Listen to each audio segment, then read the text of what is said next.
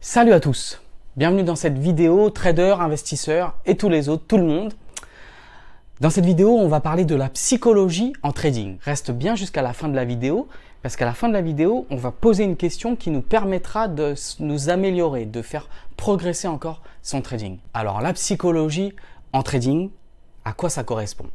On dit souvent que dans son trading, quand on trade, et puis même dans l'investissement, mais c'est encore plus fort dans le trading, eh bien la psychologie c'est 50 à 70% du travail en fait. Quand on a une bonne psychologie, c'est 70% de la réussite dans notre trading. Et ça c'est totalement vrai. Quand on a une bonne psychologie en trading, ça nous aide à avoir une bonne structure mentale. C'est-à-dire qu'on est bien carré, bien coordonné, etc. dans notre état d'esprit, comment on réfléchit, comment on regarde notre graphique, nos graphiques, le marché financier, etc. Eh bien, on a une structure mentale qui est correcte et donc notre psychologie joue sur notre mental. Tout ça, c'est lié et ça nous permet de trader correctement. Quand je dis trader correctement, ça ne veut pas dire que ça nous permet de faire que des trades gagnants, non, pas du tout, mais de gérer correctement notre trading, la façon dont nous tradons.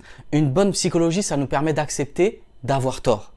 Et à l'inverse aussi, ça nous permet d'accepter d'avoir raison quand on a des trades gagnants, quand le marché nous donne raison, mais sans euphorie, sans excitation. Donc en fait, une bonne psychologie, ça va nous permettre d'éviter d'avoir des sentiments aussi bien positifs à l'extrême, aussi bien négatifs à l'extrême, quand on gagne ou quand on a des trades perdants. Une bonne psychologie aussi, ça va nous permettre d'accepter, de respecter son plan de trading. Voilà. Il y a une autre vidéo qui parle de ça, d'avoir des plans de trading. N'hésitez pas à la consulter. Mais en tout cas, par rapport à la psychologie, ça nous permet d'accepter nos plans de trading. C'est-à-dire, on met en place un plan de trading et on va le respecter. On va respecter ce plan. Peu importe les bruits extérieurs.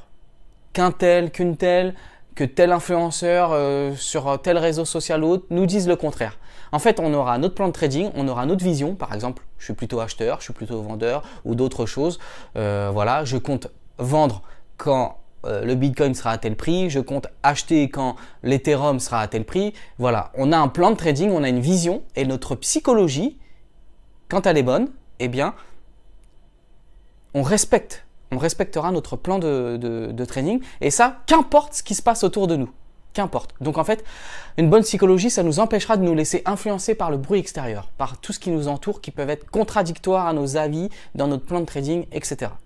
Par contre, avoir une bonne psychologie 100% du temps, comment on fait pour l'avoir? Alors déjà, il faut savoir une chose, c'est que on ne peut pas avoir une bonne psychologie 100% du temps. Notre psychologie, elle peut défaillir. On peut avoir des périodes de doute, des périodes de périodes de manque de perte de confiance. Par exemple, j'enchaîne plusieurs trades perdants. Là, notre psychologie, notre confiance face au marché, elle va down, elle va couler. Et donc là, peut-être qu'il va falloir se mettre un peu en retrait. Comment je vais pouvoir améliorer ma psychologie,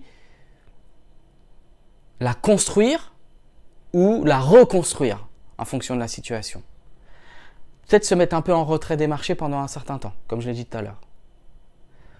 Peut-être en diminuant sa taille de position.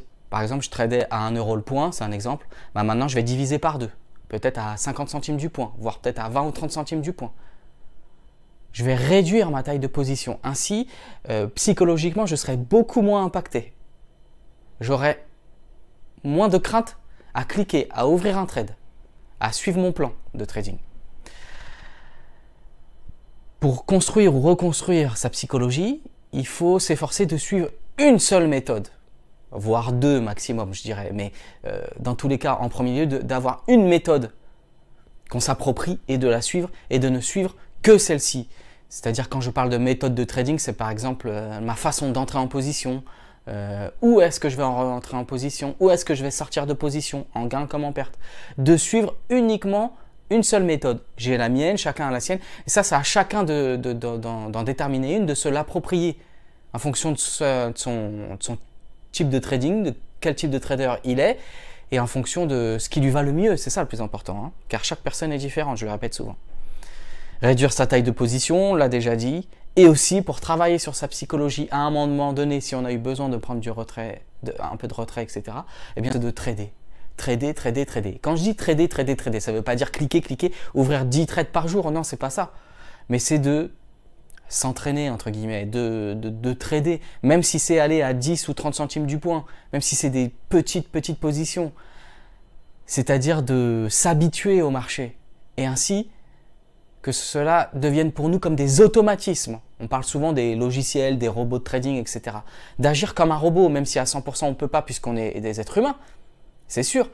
Mais au maximum, bon bah je prends un gain, ça me fait rien. Bon bah je prends une perte, ça me fait rien. Bon bah je prends un trade, je le clôture à 0, ça me fait rien. C'est pas grave dans tous les cas, aussi bien dans le positif que dans le négatif. Et c'est comme ça que notre psychologie, elle va s'améliorer, elle va augmenter et on va gagner confiance, non pas avoir un excès de confiance, comme on l'a dit tout à l'heure, mais avoir une confiance dans notre méthode, dans notre trading, et donc notre psychologie sera, entre guillemets, une grande aide pour nous, et bien plus qu'une aide, parce qu'on l'a dit tout à l'heure, avoir une bonne psychologie en trading, c'est 50-70% de réussite, de rentabilité dans notre trading, même si ça n'empêche pas des stop-loss. Il faut en être conscient. Voilà. Donc là, dans cette vidéo, on a vu vraiment comment progresser dans sa psychologie, quelle importance la psychologie a dans notre trading et au bout du compte, c'est ça qui nous permettra de progresser de plus en plus et devenir de plus en plus rentable en trading. Et aussi pour travailler sur sa psychologie à un moment donné, si on a eu besoin de prendre du retrait, un peu de retrait, etc., eh bien c'est de trader. Trader, trader, trader. Quand je dis trader, trader, trader, ça ne veut pas dire cliquer, cliquer, ouvrir 10 trades par jour. Non, c'est pas ça. Mais c'est de s'entraîner, entre guillemets, de trader, même si c'est aller à 10 ou 30 centimes du point, même si c'est des petites positions, c'est-à-dire de s'habituer au marché, et ainsi que cela devienne pour nous comme des automatismes. On parle souvent des logiciels, des robots de trading, etc.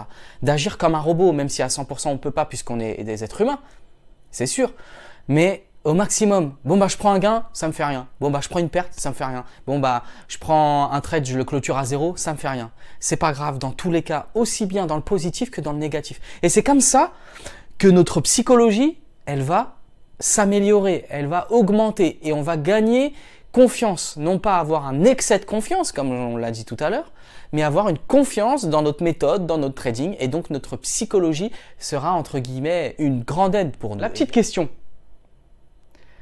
qui va nous permettre de progresser et qu'on verra justement dans une prochaine vidéo. Est-ce qu'il faut avoir un plan de trading? Donc on verra dans une prochaine vidéo c'est quoi un plan de trading, est-ce qu'il vaut mieux en avoir un, est-ce qu'on peut trader sans, etc.